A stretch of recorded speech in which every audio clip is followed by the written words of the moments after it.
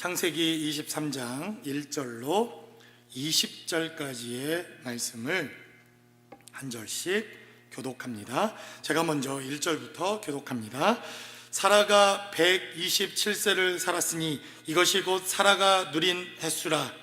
사라가 가나안 땅 헤브론 곧 기럇 아르바에서 죽음에 아브라함이 들어가서 사라를 위하여 슬퍼하며 애통하다가 그 시신 앞에서 일어나 나가서 헷 족속에게 말하여 이르되 나는 당신들 중에 나그네요 거류하는 자이니 당신들 중에서 내게 매장할 소유지를 주어 내가 나의 죽은 자를 내 앞에서 내어다가 장사하게 하시오. 헷 족속이 아브라함에게 대답하여 이르되 내 주여 들으소서. 당신은 우리 가운데 있는 하나님이 세우신 지도자이시니 우리 묘실 중에서 좋은 것을 택하여 당신의 죽은 자를 장사하소서. 우리 중에서 자기 묘실에 당신의 죽은 자 장사함을 금할 자가 없으리이다.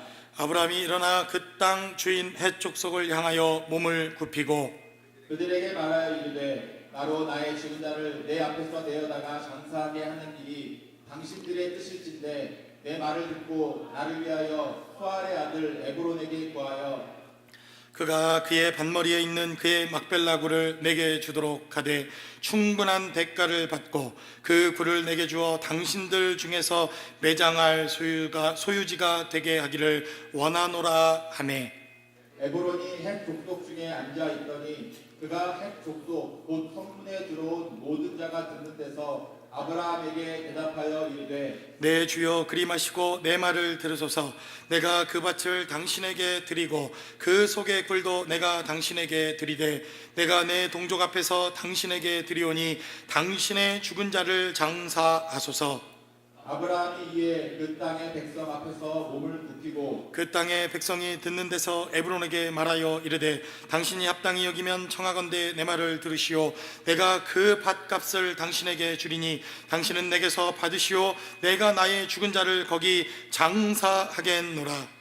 에브론이 아브라함에게 대답하여 이르되 내 주여 내 말을 들으소서. 땅값은 은 400세겔이나 그것이 나와 당신 사이에 무슨 문제가 되리이까.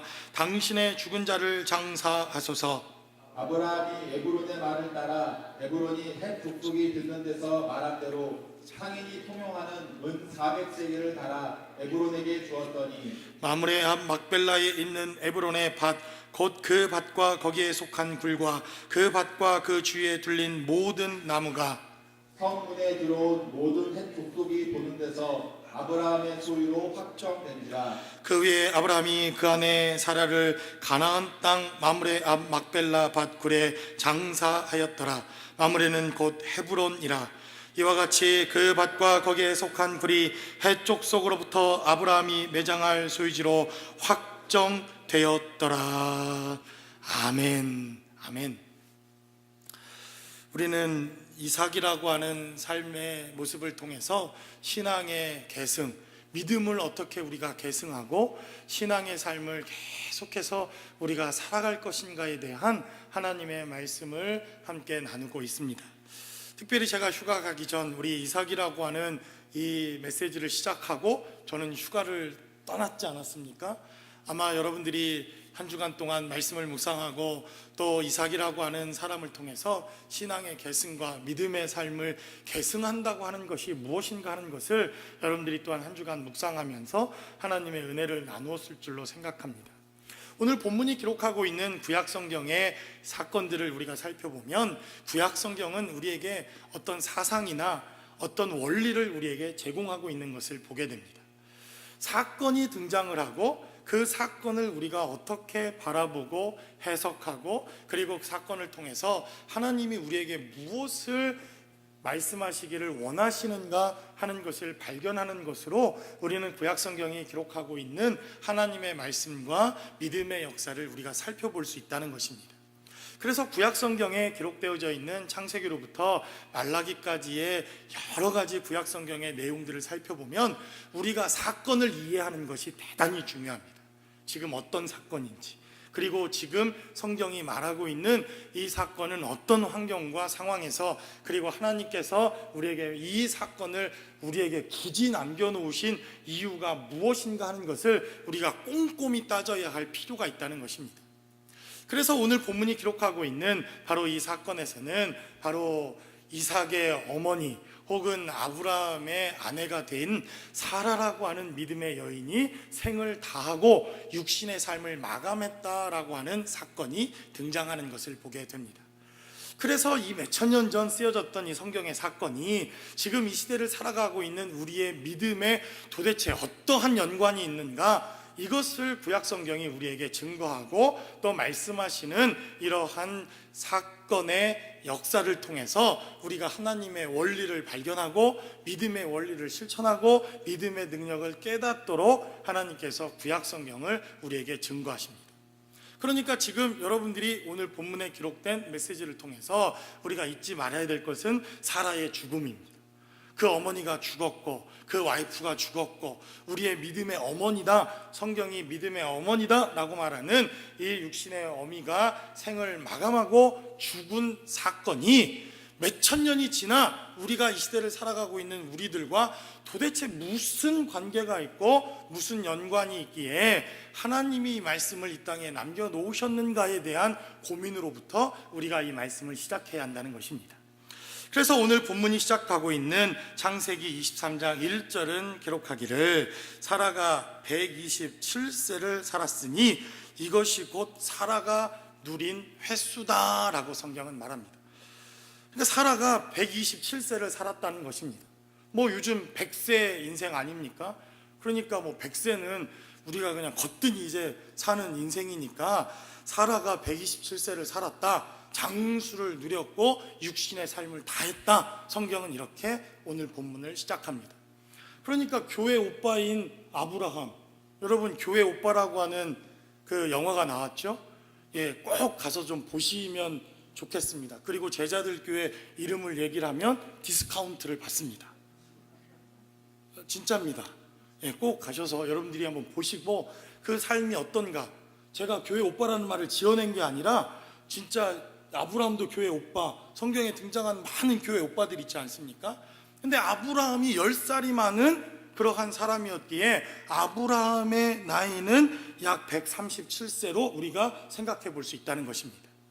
그러니까 하나님께서 아브라함에게 75세가 되어지는 그 해에 아브라함에게 말하기를 내 본토 땅을 떠나서 내가 너에게 지시하는 땅으로 가라, 이렇게 말씀하시고 그가 하나님의 약속을 받는데 두 가지 약속, 항상 잊지 말아야 할 두 가지 약속을 하나님이 주신 것을 우리가 지난 시간에도 나눠보지 않았습니까?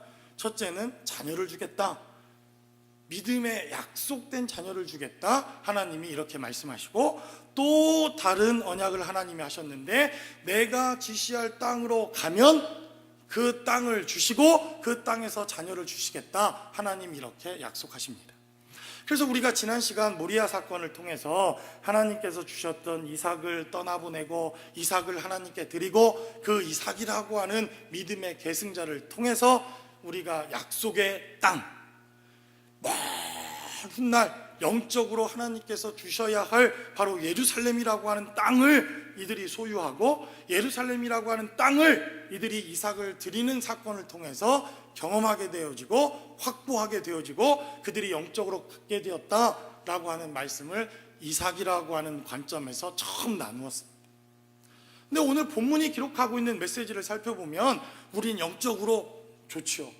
영적으로 우리는 천국을 이미 소유했고 영적으로 하나님 나라에 가면 보화도 많고, 근데 뭔가 좀 부족하지 않습니까? 영적으로 하나님 나라의 보화를 쌓아두었다니 뭐 얼마나 좋습니까? 그런데 우리 세이빙 어카운트에도 하나님이 좀 역사를 하셔야 될 텐데 할렐루야. 솔직히 그렇지 않습니까? 아니 아브라함도 영적으로 몇백 년 후에 다윗이라고 하는 사람을 통해서 이제 바쳐졌던 그 제단이 예루살렘이라고 하는 땅이 되고 성전이 그 땅에 서게 되고 먼 날 하나님의 약속의 메시아가 그 땅을 선언하고 갖게 되어지지만 당장 아브라함에 대해서 뭐라고 말합니까? 오늘 본문은 기록하기를 2절은 사라가 가나안 땅 헤브론 곧 기럇 아르바에서 죽음에 아브라함이 들어가서 사라를 위하여 슬퍼하며 애통하다가 그 시신 앞에서 일어나 나가서 헷 족속에게 말하여 이르되, 4절이 대단히 중요합니다. 나는 당신들 중에 나그네요 거류하는 자니 당신들 중에 내게서 매장할 소유지를 주어 내가 나의 죽은 자를 내 앞에서 내어다가 장사하게 하시오라고 성경은 말합니다. 지금 아브라함이 가나안 땅에 들어온 지 62년이 지났습니다. 하나님께서 아브라함을 통해서 아들을 주시겠다, 자녀를 주시겠다, 그리고 땅을 주시겠다 약속하시고 62년이 지났는데 아직도 아브라함은 그 하나님의 약속의 땅을 소유하지 못합니다. 62년이 지난 아브라함의 고백이 나는 아직도 당신들 중에 나그네요, 나는 아직도 당신들 중에 거류하는 자, 당신이 가라고 그러면 가고 당신이 있으라고 그러면 있고 당신이 떠나라고 하면 떠나는 이러한 나그네된 삶을 우리가 살고 있다라고 그는 이렇게 고백하고 있다는 것입니다. 아무리 천국에 보화를 쌓아두고 천국의 땅을 우리가 확보하고 이미 우리는 천국 들어갈 사람들이지만 제 기도 제목이 무엇입니까? 우리 자녀들이 마음껏 뛰어놀 땅 한 조각이 없어서 이 미국 땅, 제가 휴가 기간 동안 이 미국 땅 뭐 전국을 다 다닌 것도 아니고 여기 캘리포니아 조금만 다녀도요 얼마나 이 땅이 넓은지. 근데 하나님께 제가 땡깡을 드렸습니다. 아니 우리 자녀들이 마음껏 뛰어놀 땅 한 조각이 없어가지고 이게 말이 됩니까? 그렇지 않습니까? 그러니까 아브라함도 틀림없이 하나님께서 약속의 땅인 예루살렘을 주셨다고 하는 것을 그가 확신하고 경험하지만 여전히 그는 이 땅에서 유리하고 방황하고 나그네된 삶을 살고 있었다는 것입니다. 그런데 바로 이 사라의 죽음을 통해서, 사라가 죽는 이 사건을 통해서 하나님의 나라가 임하고 하나님의 역사가 이루어지고 그리고 그 땅을 소유하게 되어지는 하나님의 역사가 시작되더라라고 성경은 이렇게 증가합니다. 그러므로 사라의 죽음을 통해서 하나님이 역사하셨던 하나님의 은혜와 생명의 역사는 무엇인지, 그리고 이 죽음이 믿음의 계승자였던 이삭이라고 하는 사람에게 그가 믿음으로 살기 위해 하나님이 일하셨던 이 죽음의 역사는 무엇인지 본문이 기록하고 있는 말씀을 통해서 함께 나눠보기를 원합니다.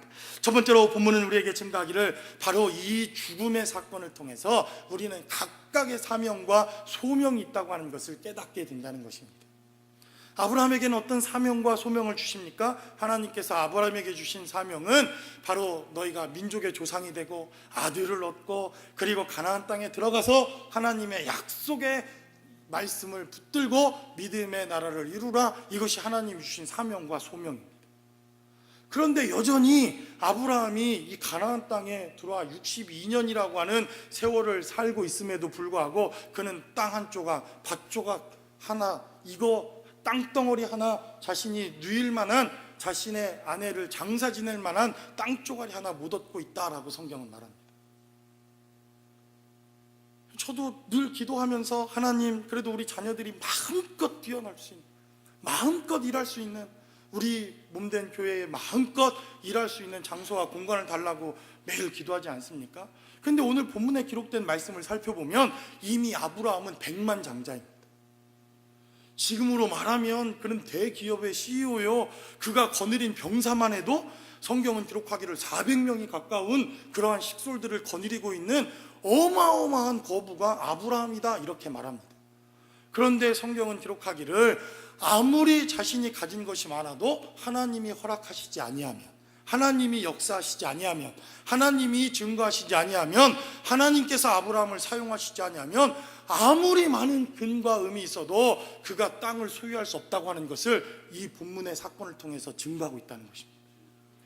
바꾸어 말하면 무엇입니까? 저처럼 가진 것이 아주 개털 아무 것이 없어도 하나님이 역사하시면 우리에게 필요한 땅덩어리, 우리에게 필요한 물질, 우리에게 필요한 모든 것들을 하나님이 공급하실 수 있다는 것도 되지 않겠습니까? 할렐루야. 그래서 제가 해분길을 맨날 다니잖아요. 해분길. 그래도 교회가 해분길에 딱 있으면 좋겠습니다. 할렐루야. 또 우리 동네는 처치길도 이렇게 있지 않습니까? 그리고 제가 해분과 처치가 만나는 그쪽 어디가 우리 땅이 아닐까? 여기는 아닙니다. 헬멘, 뭐 우리 교회 헬멘 옆에 있다고. 뭐 이것보다는 해분과 처치. 아멘 하시는 분들에게 여러분들 무슨 제가 늘 말씀드리지 않습니까?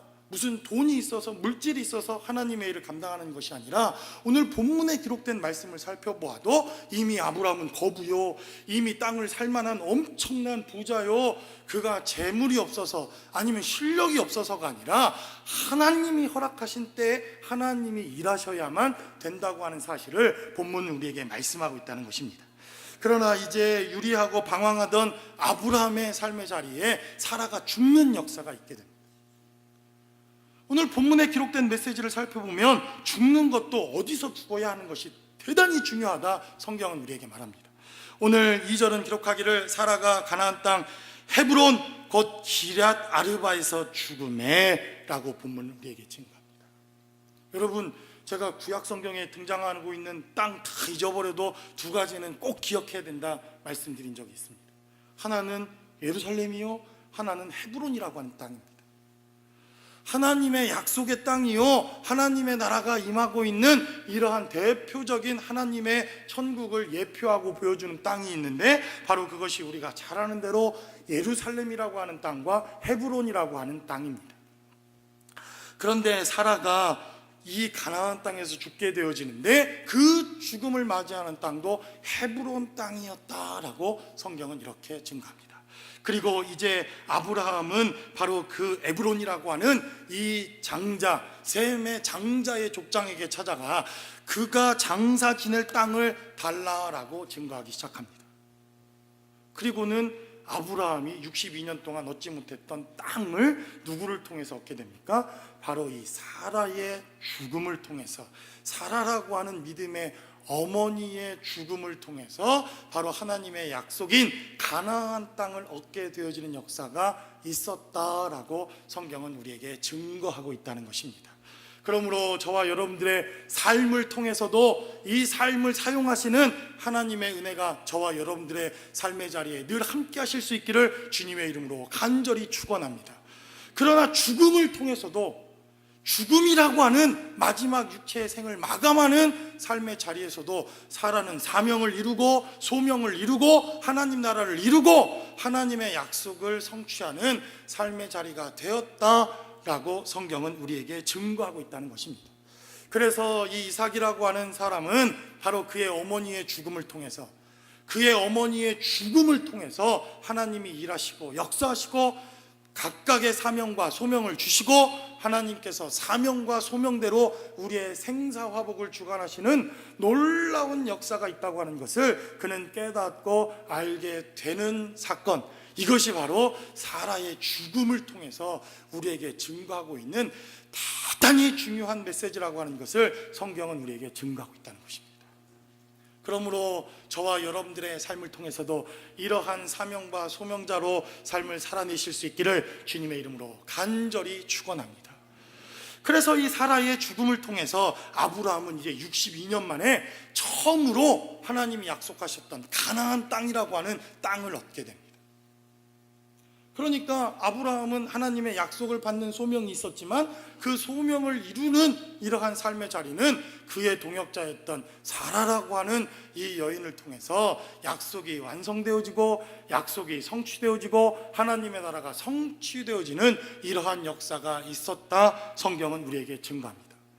그래서 하나님의 공동체는 그렇습니다. 약속을 받는 사명과 소명자들이 있습니다. 이런 사람들이 교회 많으면 사실 목사 입장에서는 힘들죠. 목사님, 이게 우리의 교회 비전입니다. 딱 하나님께 받았습니다. 아니, 하나님께 비전을 받았더니 목사도 같이 기도하고 비전을 이루어야 되지 않겠습니까? 그런데 일만 저지르는 사람이 있고 또 그 일을 마무리하는 사람도 다 있습니다. 근데 이 두 사람이 다 있어야 된다는 것을 성경은 우리에게 증거하고 있다는 것입니다. 하나님의 인도함을 받아 가나안 땅에 들어가는 자가 있고 하나님의 인도함을 받아 가나안 땅에 정착하고 그 땅에 하나님의 나라와 생명의 역사가 지속되어지는 약속을 성취하는 사라와 같은 삶도 우리에게 있다고 하는 것을 성경은 우리에게 증거합니다. 그러므로 저와 여러분들의 삶의 자리에서도 각각 부르심과 각각 하나님이 주신 사명과 소명을 이루시는 저와 여러분들의 삶의 자리가 되실 수 있기를 주님의 이름으로 간절히 축원합니다. 두 번째로 본문은 그래서 우리에게 증거하기를 이러한 사라의 죽음을 통해서 이제 이삭이라고 하는 이 믿음의 계승자는 진짜 독립이 무엇인지, 하나님 앞에 1대1로 서게 되는 삶의 시작이 바로 어미의 죽음으로부터 시작되었다라고 본문은 우리에게 말씀합니다. 지난 2주 전 우리가 창세기 22장에 기록된 말씀을 통해서 이삭이라고 하는 이 아들이 모리아 땅에서, 제단에서 그의 삶을 하나님께 드리고 그가 아브라함과 함께 자신의 삶을 드렸던 스토리를 우리가 창세기 22장에서 말씀을 통해 나누었습니다. 그리고 22장 다음에는 무슨 장입니까? 그렇죠, 이제 다음에 23장이죠. 22장의 사건과 23장의 사건은 그냥 하나님이 동떨어지게 그냥 만들어 놓으신 게 아니라 어마어마한 아브라함의 삶을 통해서 남겨놓으시고 싶은 사건들이 많았음에도 불구하고 22장 사건 뒤에 23장의 사건을 써놓으신 이유가 분명히 있다는 것입니다. 그래서 22장의 사건과 23장의 사건을 잘 이해할 필요가 있습니다. 22장에서 이제 청년의 때를 지나고 있는 이삭이라고 하는 사람은 하나님께 삶을 드립니다. 제단에 자신의 삶을 드리고, 그리고 그 드린 삶을 통해서 이삭이 깨달았던 삶이 무엇입니까? 바로 십자가에 드려졌던 예수가 어떻게 희생의 제물로 드려졌는가 하는 것을 깨닫게 되어졌을 때 그가 신앙의 계승자로, 믿음의 계승자로 서게 되어지는 역사가 모리아산 사건에서 그의 삶의 자리에 있었다는 것입니다. 그리고 지금 23장에 기록된 메시지를 살펴보면 대략 몇 년이 지난 겁니까? 약 한 20년 정도. 20년 정도의 사건이 지나고 난 이후 23장이 등장을 합니다.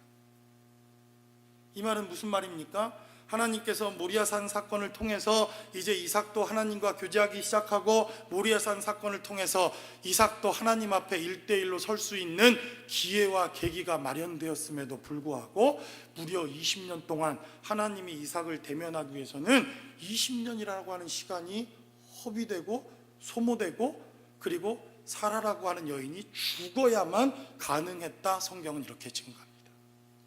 다른 말로 하면 이삭에게 있어서 어미는 대단히 중요한 인물입니다. 사라라고 하는 어머니를 통해서 사랑이 무엇인가를 깨달았고, 그 누구보다도 이삭이라고 하는 사람의 후원자가 되어줬을 사람이 누구입니까? 사라라고 하는 어머니입니다. 그가 경수가 끊어지고 90세가 되도록 아들을 얻지 못하다가 90세가 되어서 아들을 얻었으니 그 자식이 얼마나 귀하겠습니까? 제 친구 목사님 중에도 아브라함과가 있습니다. 우리가 후원하고 있는 저 캐나다의 정 목사님, 이것도 방송으로 나가면 또 목사님 또 뭐라고 하실 텐데, 아브라함과 아닙니까? 저랑 동갑인데 막내가 이제 3살, 2살. 얼마나 이뻐하는지 그러더라고요. 이거를 낳고 나서 아브라함에 대한 이 메시지가 달라졌대, 자기가. 그러니 이 이삭을 잉태했고, 그리고 이삭을 길러낸 사라라고 하는 어머니는 오죽했겠습니까? 금이야 오기야 빨고 물고, 이삭이 정말 넘어지면 쓰러질까, 같은 말이죠. 다치면 아플까. 그러니 하나님께서 이삭에게 직접적으로 개입할 수 있는 환경과 공간을 누가 빼앗은 것입니까? 사라가 빼앗고 있었던 것입니다. 그러니까 우리의 삶의 자리에서 이 삶이 주는 대단히 중요한 영적인 원리가 있다는 것입니다. 이삭이 믿음의 계승자로 서기 위해서, 이삭이 하나님과 동행하는 삶의 주인공으로 서기 위해서 그는 하나님과 독대하고, 하나님과 1대1로 서고, 하나님과 교제하며 하나님과 직접적으로 교제할 수 있는 삶의 자리가 필요합니다. 그런데 누가 빼앗은 것입니까? 사라라고 하는 이 어머니가 이삭의 자리를 빼앗고 있었다고 하는 것을 성경은 우리에게 말합니다. 목사님, 성경이 기록되어 있지도 않은데. 그런데요, 22장과 23장에는 20년 동안의 시간이 있다니까요. 이거를 우리가 행간해서 읽어야 될 필요가 있다는 것입니다. 그리고 나서 사라가 죽게 되어지자 이제 비로소 이삭은 하나님의 계승자로, 아브라함의 계승자로, 믿음의 계승자로 서게 되어지는 역사가 있다는 것입니다. 제가 휴가를 가면서 절실히 깨달은 것입니다. 2주 동안 얼마나 이 말씀을 묵상했겠습니까? 그래서 목회자들 가운데도 이런 사라와 같은 이런 목회자들이 있습니다. 성도들이 하나님과 1대1로 쓰고, 성도들이 하나님과 1대1로 교제하고, 성도들이 하나님과 1대1로 교제해서 하나님의 말씀을 듣고 하나님과 온전한 삶을 살게 도와주는 역할, 이것이 목회자 아닙니까? 그러나 어떤 의미에서 목회자들은 자기만 바라보라고 말합니다. 내 설교면 충분하다고 말합니다. 그리고는 그 영혼들을 다 도적질해서 하나님과 교제하지 못하고 목사의 영향력 아래 쥐어 흔드는 이러한 목회자들이 얼마나 이 시대에 많이 등장합니다. 그래서 제가 결심한 게 있습니다. 휴가를 더 많이 가야 되겠다. 그래서 자주 교회를 비워야 되겠다. 그러면 여러분들이 할 수 없이 하나님과 교제하지 않겠습니까? 아멘을 안 하시네. 그러면 한 주만 가죠, 뭐 앞으로. 아멘을 안 하시는데 제가 어떻게 더 가겠습니까? 무슨 말인지 이해가 되십니까? 이 사라라고 하는 이 여인은 이삭에게 사랑을 주는 어미요, 육신으로는 너무너무 귀한 부모요, 그리고 그가 사랑 안에서 자라날 수 있도록 보호막이 되어주고 방패막이가 되어주는 너무나도 좋은 신실한 부모임에는 틀림없지만, 그러나 이삭이 신앙의 계승자로, 믿음의 계승자로 살아가기에 하나님과 1대1로 살아갈 수 있도록 자신의 삶의 자리를 내어드리는 데 있어서는 대단히 하나님께서 기뻐하시지 않는 여인일 수도 있었다고 하는 사실을 성경은 우리에게 증거하고 있다는 것입니다. 그래서 저와 여러분들도 하나님과 1대1로 독대하는 것이 필요합니다. 여러분들이 하나님의 말씀을 듣고 주일 예배의 설교를 듣고 또 하나님의 말씀을 통해서 은혜 받는 것도 대단히 중요합니다. 그러나 어쩌면 이거보다 더 중요한 것은 여러분들이 각자의 삶을 통해서 하나님의 음성을 듣는 것이라고 믿습니다. 월요일 날부터 진짜 시작되는 여러분들의 진짜 예배, 그래서 목회자들을 통해서 들려지는 하나님의 음성이 아니라 여러분들의 영혼을 통해서, 여러분들이 함께하고 계신 성령을 통해서 여러분들의 삶의 자리에서 들려지는 하나님의 음성과 그 메시지를 통해서 하나님과 1대1로 독대하고 하나님의 음성을 듣는 예배자의 삶, 이것이 이삭에게 필요했는데 바로 그 어미의 죽음으로부터 이삭이 진짜 독립할 수 있는 삶의 자리가 시작되었다, 성경은 우리에게 증가합니다. 그래서 제가 2주 이상 교회 안 나오거들랑 묻지도 따지지도 마십시오. 제가 그냥 은퇴하고 어디 사라진 겁니다. 제가 2주 이상 교회 안 나오거들랑 묻지도 말고 따지지도 말고 뭐 카톡 같은 것도 하지 마시고, 그래서 하나님께서 바로 이 죽음을 통해서 우리에게 다음 세대를 세워나가고 또 다음 세대의 신앙의 계승이 있고 하나님의 은혜와 생명이 이삭을 통해서 계속해서 증거되는 이러한 생명의 역사가 바로 누구의 죽음과 그리고 새로운 생명이 시작되어지는 이러한 삶의 모습으로 바로 창세기 23장에 등장을 한다는 것입니다. 그러므로 저와 여러분들의 삶의 자리에도 정말 다음 세대, 우리 자녀들 세대, 그리고 그 다음 오는 세대에 우리의 신앙의 유산을 물려주고 그들이 하나님 앞에 견고하게 설 수 있는 삶의 자리를 우리가 제공할 수 있는 저와 여러분들이 되시기를 주님의 이름으로 간절히 축원합니다. 어쩌면요, 우리 자녀들이 우리 때문에 다 이렇게 망가졌는지도 모릅니다. 그냥 내버려 두면 하나님이 알아서 잘 키웁니다. 뭐 손댈 게 없어요. 제가 보니까 여러분 다 믿잖아요. 우리들보다 자녀들 세대가 다 똑똑하다고 믿으시죠? 대답 안 하시네. 바로 이러한 삶의 자리가 있어야만 이삭이라고 하는 이러한 사람이 하나님과 교제하고 하나님의 은혜를 깨닫고 그의 사명을 깨닫고 하나님의 음성을 듣고 말씀을 통해서 그가 하나님의 은혜를 이어나가는 삶의 자리까지 나아가게 되어지는 역사가 있었다고 하는 것을 성경은 우리에게 증거합니다. 그러므로 이제 이 예배가 파하고 여러분들이 삶의 자리로 돌아가는 그 예배 현장에서 하나님의 음성을 듣고 하나님의 은혜 가운데 거하다가 다음 한 주간 공동체 예배로 오실 수 있는 저와 여러분들의 삶의 자리가 되시기를 주님의 이름으로 간절히 축원합니다.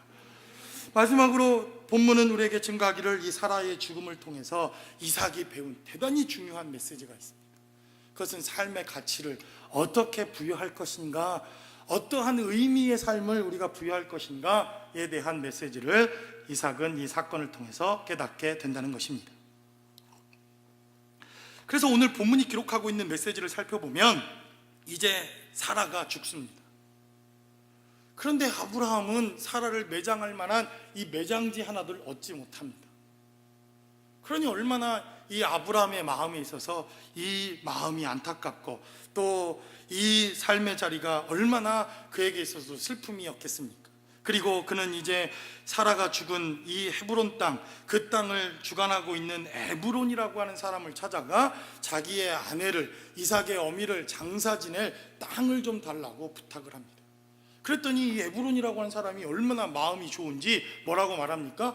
야, 우리에게도 굴이 있다, 우리에게도 장사 지낼 무덤이 있다, 이걸 사용해라.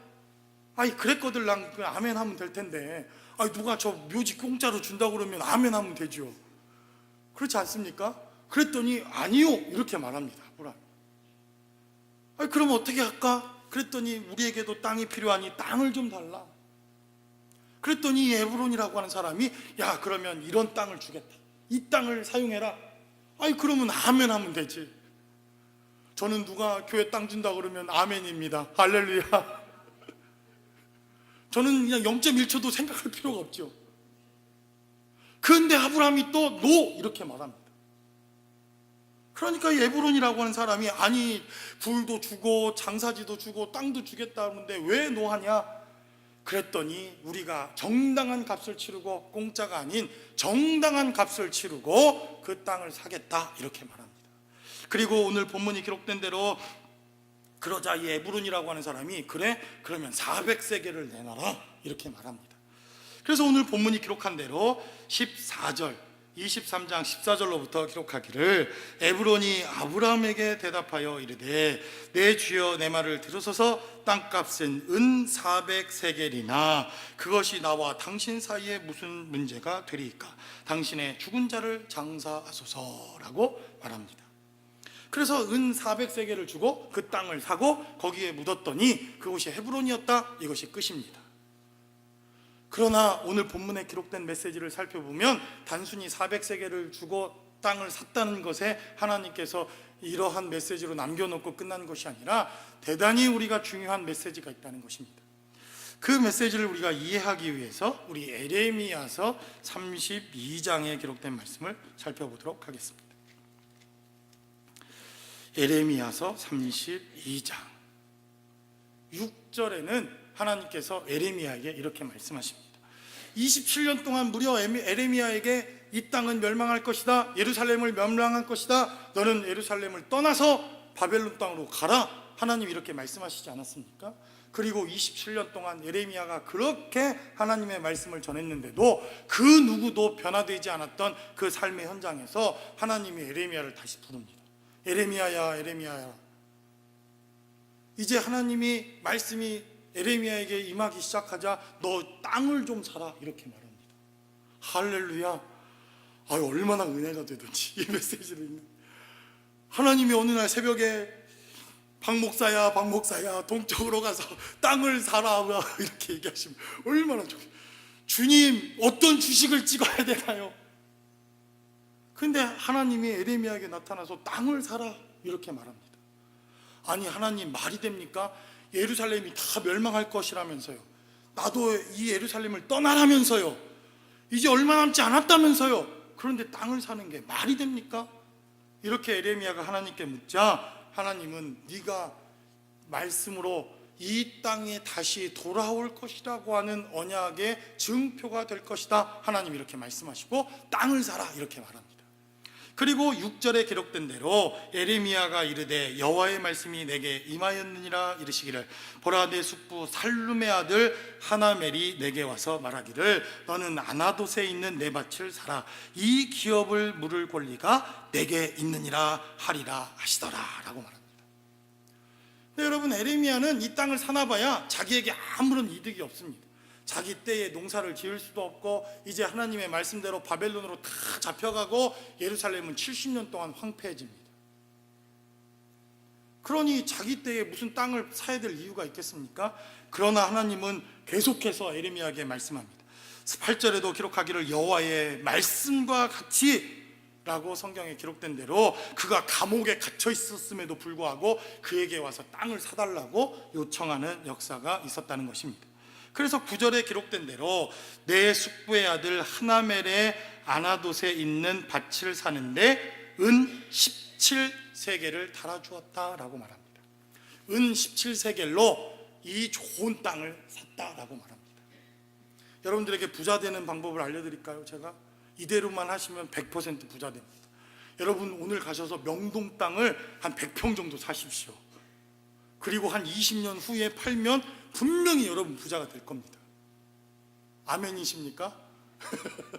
확실하죠? 뭐 예언의 은사가 임한 정도죠. 이 정도는 우리는 부자 되는 방법을 다 압니다. 다만 100평 땅을 살 돈이 없어서 문제. 그런데 지금 아브라함 시대부터 에레미야 시대까지 생각해 보시면 몇천 년이 지난 시대입니다. 제가 미국 와서 제일 많이 들은 얘기가 뭔지 아십니까? 왕년에 그때 그 여의도 땅을 팔지 말고 왔어야 되는데. 두 분 계시네, 웃으시는 분. 이상하죠? 사면 떨어지고 팔면 올라가고. 제자들 교회 역사는 그거 아닙니까? 그러니 여러분 몇천 년이 지금 지난 거예요. 아브라함 시대부터 에레미야 시대 때는 몇천 년이 지난 시대입니다. 그리고 이미 이 예루살렘 땅덩어리는 다 개발이 되고, 그래서 이 땅은 부자 땅, 이 땅은 A구역, 이 땅은 C구역, 이렇게 구역이 나눠져서 부동산 값이 아주 폭등한 그러한 때입니다. 그런데 이 예레미야라고 하는 사람이 엄청난 명동 땅과 같은 금싸라기 땅을 사는데 은 17세겔의 땅을 삽니다. 그러니까 지금 은 17세겔의 땅을 사는데 명동 땅을 하여튼 100억 정도 주고 샀다, 이렇게 생각하시면 되는 겁니다. 여러분 또 성경에 기록된 메시지를 한번 살펴볼까요? 사무엘하 24장 24절 외우기도 쉽죠? 24장 24절 하나님이 다윗에게 축복을 하셔서 다윗이 엄청난 축복을 받자 다윗이 하나님이 싫어하시는 인구조사를 하게 됩니다. 아니 그랬거들랑 자기가 잘못해서 벌을 받을 거면 하나님 내가 폭삭 망하든지 내가 죽든지 하면 될 텐데 이스라엘 땅에 기근을 내려달라고 아브라함이 말도 안 되는 기도를 하지 않습니까? 그러니까 이 영적으로 이게 흐리멍텅해지면 분별력이 떨어지는 겁니다. 그래서 온 이스라엘에 기근이 들고 질병이 나타나고 이 이스라엘의 질병으로 쑥대밭이 되어지자 이 다윗이 정신을 차리고 하나님 살려달라고 회개하니까 하나님께서 뭐라고 말씀하십니까? 그 타작마당을 사서 거기에 제사를 드리고 예배를 하면 이 질병이 없어질 것이다, 이렇게 말씀합니다. 그래서 사무엘하 24장 24절에 기록하기를 왕이 아라우나에게 이르되 그렇지 아니하다, 내가 값을 주고 너에게서 살이라, 값 없이는 내 하나님 여호와께 번제를 드리지 아니하리라 하고 다윗이 은 50세겔로 타작마당과 소를 샀다, 이렇게 말합니다. 은 17세겔도 엄청나게 땅값에 비해서 많은 돈을 준 것인데 다윗은 훨씬 이전 시대 아닙니까? 그런데 다윗은 은 50세겔을 주고 그 땅을 샀다는 겁니다. 그리고 또 동일한 사건을 역대상 21장 25절은 이렇게 증가합니다. 역대상 말씀을 한번 봅니다.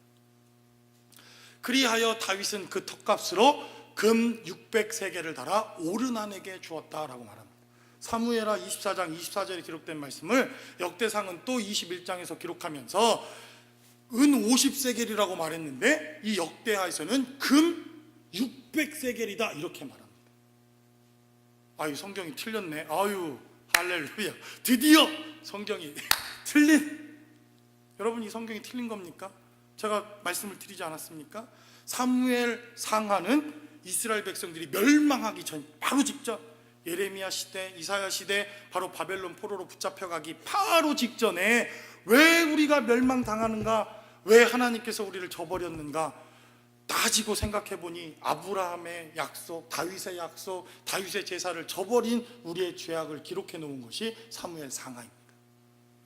역대 상하에 기록된 말씀을 그들은 이제 바벨론 포로에서 돌아와서 성전을 건축하면서 성전을 지으면서 우리가 다시는 하나님 앞에 범죄하지 않자 말자, 이렇게 작정하면서 왜 우리가 바벨론 포로로 붙잡혀 갔는지 그들이 잊지 않기 위해서 기록한 게 바로 역대상하입니다.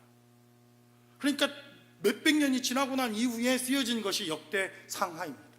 그리고는 그 오르난 사건, 그 타작마당을 사는 사건을 이들은 기록하기를 하나님께 예배드리고 하나님께 제사하며 하나님께 예배드리는 그 사건을 금 600세겔을 달아서 판 것과 같은 가치 있는 일이라고 다시 재평가를 한 것입니다.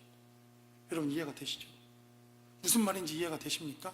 자, 이 메시지들을 여러분들이 기억하고 다시 아브라함으로 돌아오면, 이삭으로 돌아오면, 우리 지금 이삭 설교하고 있었던 거예요. 다시 돌아와야죠. 이삭으로 돌아와서 은 400세겔이면 어마어마한 돈을 주고 말도 안 되는 땅을 산 것입니다. 제가 만약 이렇게 건축을 했으면 우리 목사님 드디어 이제 맛이 갔구나, 건축비를 착복했네, 이런 얘기가 나올 만한 상황입니다. 한 세겔, 두 세겔, 10세겔도 주어도 엄청난 돈이었을 이 땅을 은 400세겔이나 주고 이 땅을 샀다. 그리고 그곳에 장사하니 곧 그곳은 헤브론이었다라고 성경은 마무리하고 23장을 끝냅니다. 무슨 말씀입니까? 가치를 그렇게 부여했다는 것입니다. 사라의 죽음의 가치를 그렇게 부여했다는 것입니다. 그리고 이삭은 자신의 어머니의 죽음을 통해서 그 어머니의 죽음이 얼마나 큰 영적인 가치가 있는가 하는 것을 이 사건을 통해서 배우게 되어지는 대단히 중요한 사건이 바로 이 사건이었다라고 성경은 우리에게 말씀합니다. 어느 부부가 예배를 끝나고 나서 집에 돌아가는데 뭐 이런 이야기를 했다고 합니다. 목사님 휴가 갔다 오더니 왜 이렇게 설교가 길어? 30분만 하더니 오늘 벌써 5분이 더 10분이 더 지나갔네. 휴가를 주면 안 돼.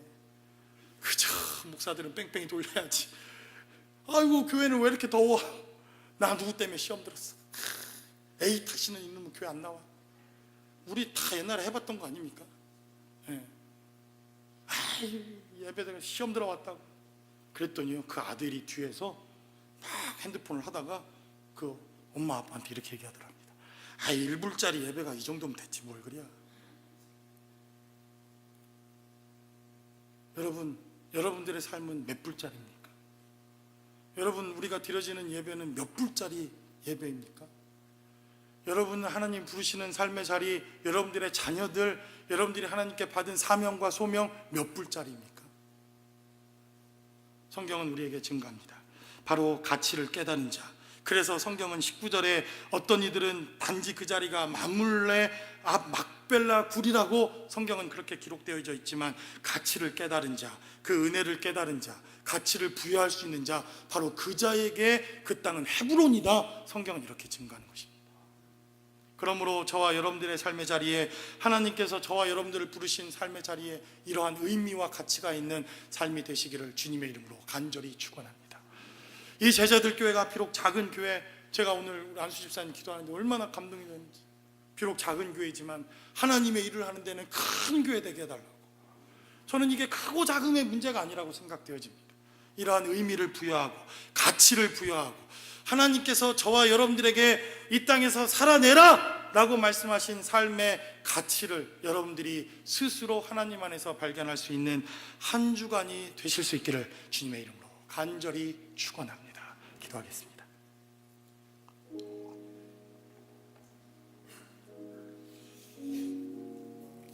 우리가 어쩌면 하나님이 주신 이 공동체, 하나님은 핏값으로 주고 사신 공동체인데 스스로 이 공동체의 가치를 스스로 허물어뜨린 것은 아닌지, 자녀들 하나님이 엄청난 가치와 하나님의 핏값으로 주고 사신 우리 자녀들인데 우리 스스로 우리 자녀들의 가치를 평가하고 판단했던 것은 아닌지, 우리의 삶의 자리, 미국 땅에서 힘들게 살아가고 있는 우리의 삶의 자리, 그래도 내가 예전에는 이랬는데 왜 내 인생은 이런지 우리 스스로의 가치를 우리가 평가절하하며 살아가고 있는 것은 아닌지, 그 죽음을 통해서 가치를 인정받고 그 죽음을 통해서 하나님께서 인정해 주신 삶의 자리까지 우리가 나아갈 수 있는 삶의 모습이 될 수 있게 해달라고. 주님, 그래서 이 예배를 통해서 우리의 삶의 자리를 통해서 하나님이 우리에게 말씀하시는 이 가치와 의미를 깨닫고 살아갈 수 있는 우리 공동체와 삶의 자리가 될 수 있게 해달라고. 우리 시간 다 함께 한 목소리로 기도하겠습니다.